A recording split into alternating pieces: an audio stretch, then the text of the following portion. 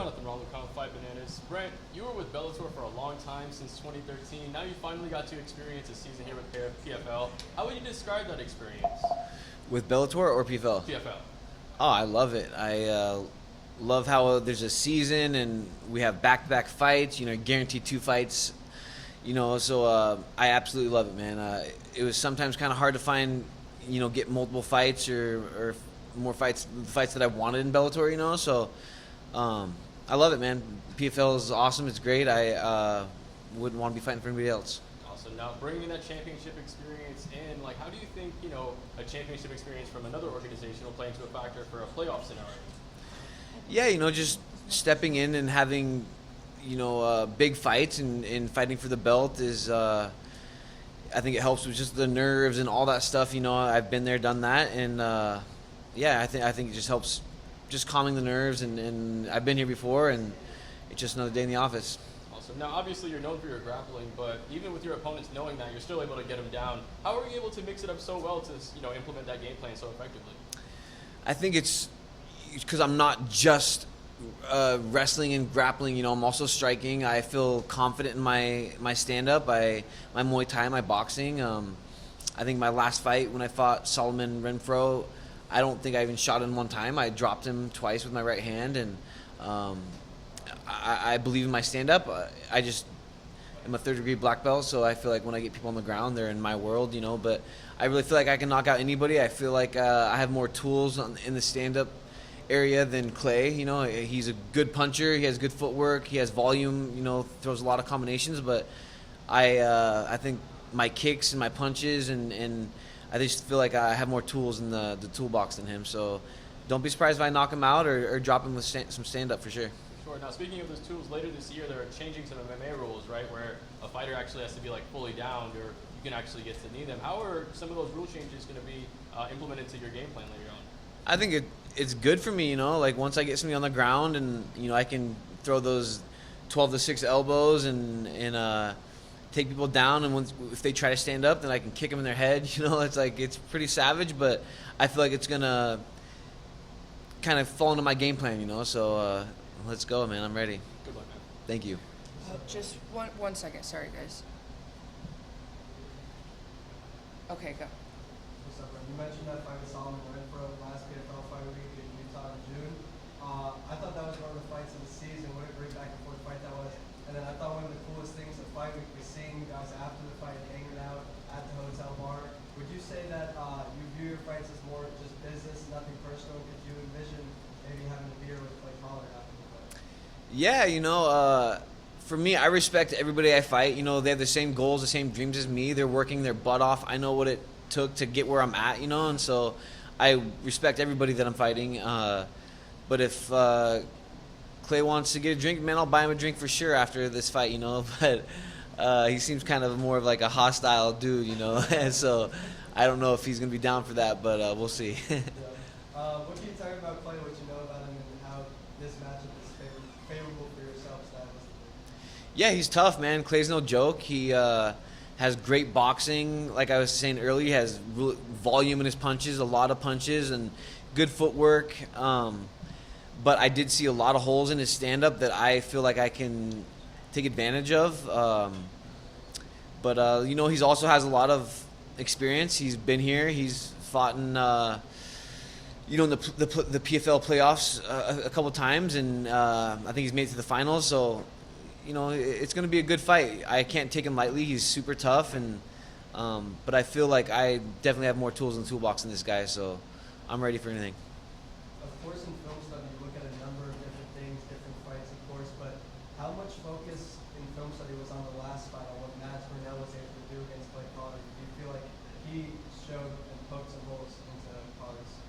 Yeah, he did. I feel like he showed me that he can get taken down. He doesn't have the best takedown defense, I feel like even Solomon Renfro, I feel like Solomon had more power in his punches than Clay. Clay doesn't have that crazy stop knockout power. He has a lot of volume, a lot of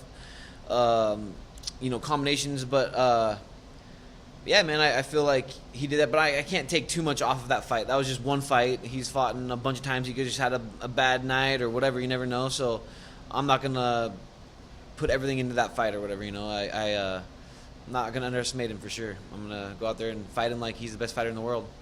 And then enough about PFL, about you. You're undefeated in your last 4 fights, 2 victories this year, your 2 PFL fights, both finishes. Have you done anything differently in recent years that's allowed you to reach more and more success? Or do you feel like you're just improving steadily each fight, each camp? Yeah, I mean, I think a lot of it is just my coaches and my training partners and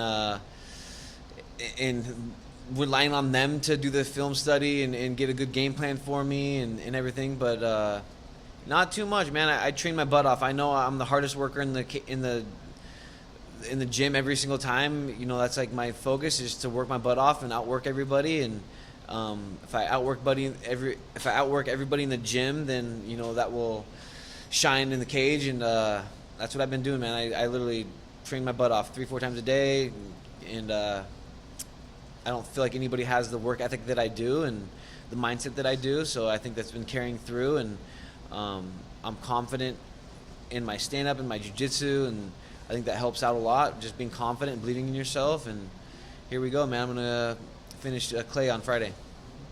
I remember interviewing you like 2 or 3 years ago in Connecticut when you were about to fight Alexander Shabli, and I said to you, you seem like a bigger lightweight. What do you walk around at, like 175, 180? And you're like 175, try like 195. So I want to ask, what are some things you've done this year that have allowed you to keep the weight off and stay in tournament shape during the season? Man, I love to eat, and I have not been eating that much at all. Since I started this PFL season or whatever. I've been eating, but I usually eat ice cream and cake and stuff like that, and I've been staying away from all that. And the biggest thing is like I just haven't stopped moving. I'm in the gym no matter what. All of my last 2 fights, I am running either that Saturday or that Sunday. I'm just not letting myself sit back and relax, especially how the platform is in PFL. We're fighting every 2 months or whatever. So the biggest thing for me is just stay active, keep moving, get in the gym, and don't eat a bunch of cake.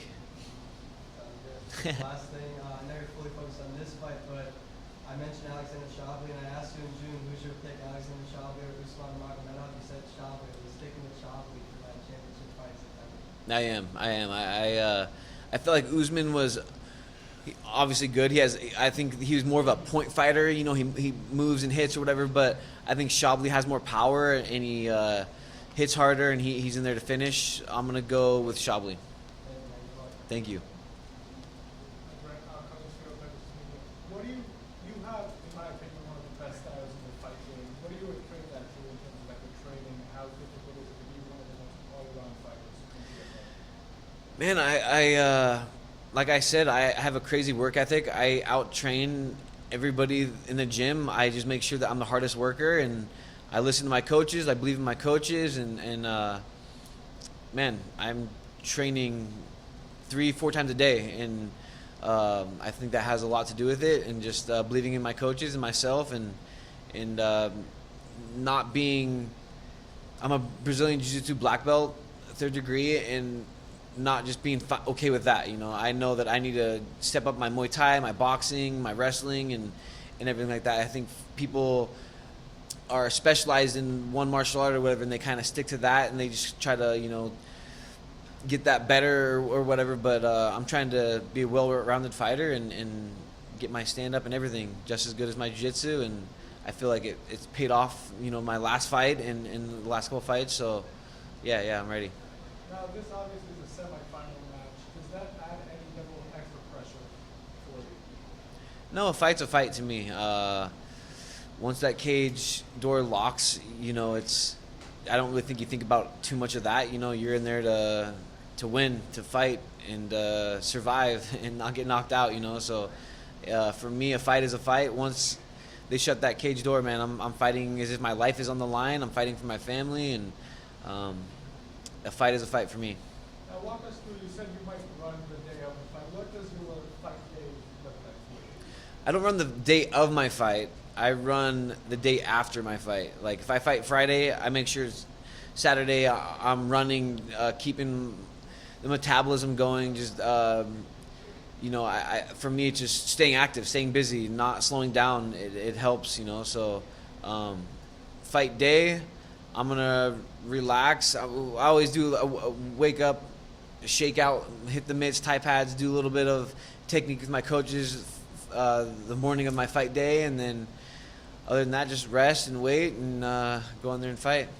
Now, what's your final message for your opponents and for the fans ahead of Friday? Oh man, my opponent and the fans, just don't miss this fight, man. It's gonna be fireworks. I go out there for the kill. I try to finish everybody that I'm in there with, and there's gonna be no difference on Friday night. I'm gonna go out there and stop Clay. I really feel like I can stop him, whether it's on the feet or the ground.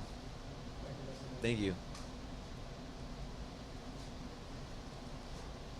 Hi, Brett. Hi. I'm Katie with Dennis. Hi, And Katie. I have some questions. A couple already asked them, so I've got to write some questions down. Okay. So I'm really interested how long it took you to get your black belt. I got it fast. I got it in like 6 years, and I got kicked out of my house when I was really young, and I was getting in street fights like every weekend, every week. I was getting in street fights, and one of my buddies was like, man, you might as well go to the gym and start training and make money fighting in the cage if you're going to be doing that. And I walked into this jiu-jitsu gym thinking I was going to just beat everybody up, and they armbarred me and choked me out. And I was like, oh, man, it's not about how strong or fast you are. There's like technique behind this, you know? And so I started training nonstop. I won Pan Americans in 3 weeks. I got my blue belt in 3 weeks, and the rest is history, man. I just fell in love with jiu-jitsu. I fell in love with the respect, the honor, like the hard work. I absolutely loved it, and went full force into this for sure. Awesome. What age did you start? I didn't start until I was 20. Yeah. All right, perfect. So you mentioned coming into training. Is it hard to maintain your weight? I mean, do you have to be super disciplined with your training up until fight day? Oh yeah. I have to work out every single day, you know, and watching what I'm eating like crazy. I just ate like a big egg white omelet with no cheese, no salt, nothing, and that's gonna be the last thing I eat until tomorrow, which I hate. But after my fights, my grandma, ever since I was an amateur, she makes me this big homemade cake, and it's one of the things I look forward to after my fights, and I can't wait to get home and eat that cake, you know. So, but after that cake, my last couple cakes my grandma's made me were fighting every 2 months, so I have to watch my weight. I'll go run like 3 to 5 miles and then eat a piece of cake. Go run 3 to 5 miles, eat a piece of cake, you know, like make sure I'm burning it off. But you gotta do what you gotta do. That was my next question. What are you gonna eat as soon as you get off the floor? Oh man, like after I weigh in, I always carbs. I always go to like a humongous Italian dinner after my weigh-ins, like Thursday night with all my friends and family and coaches and everything like that. So I usually on Thursday, weigh-ins or Thursday morning. After that, I'll go eat a bunch of pancakes and French toast and eggs, and then I will eat so much on Thursday that I almost get sick and full. And then fight day, I eat super healthy and clean and make sure I'm light and fast in there. Gotcha. So I have one last question. You're 39. You've been doing this for a while. Do you feel like age is an edge on your opponent? Do you feel like you're more mature? You've done this longer? Do you feel like you have an edge on someone that you're fighting a little bit younger? Yeah, some of them, but I don't really think Clay. Clay has more fights than me. He almost has more losses than I do wins, you know. So, yeah, not really so much, you know. I'm definitely not gonna take Clay for, you know. I'm not gonna underestimate him. I know he has a lot of experience, but you know, I feel like I got that old man strength in me, so I'm gonna put that to work on Friday. Sweet.